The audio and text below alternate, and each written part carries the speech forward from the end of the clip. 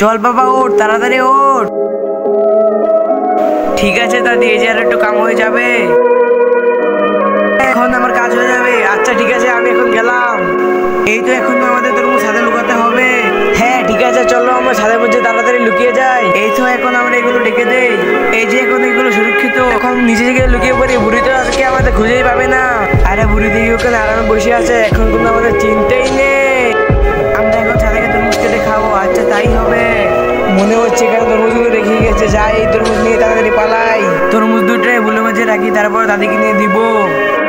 কই গেল দাদু? এই তো আমার কাম শেষে গেছে, এখন তরমুজগুলো নেও। ঠিক আছে বাবা, এই তো আমাদের কাজ হয়ে গেছে। এখন তাদেরকে নিচে নেমে পড়। নিচে নামে, এখন আমাদের ওই জায়গায় যেতে হবে। ও বন্ধুরা, তোমরা কি তোমাদের বড় ভাইকে বৃদ্ধাশ্রমে রেখে আসবে? বৃদ্ধাশ্রমে না রেখে আসবে, লাইক সাবস্ক্রাইব করে দাও। আর তোমাদের মধ্যে যারা লাইক সাবস্ক্রাইব করবে না, বুঝতে যারা বড় হয় তারা আমাকে বৃদ্ধাশ্রমে রেখে আসবে। কি করবে কমেন্টে জানিয়ে। এখন আমরা তরমুজগুলো আমরা খাবো, চলো আমরা খাওয়া স্টার্ট করি।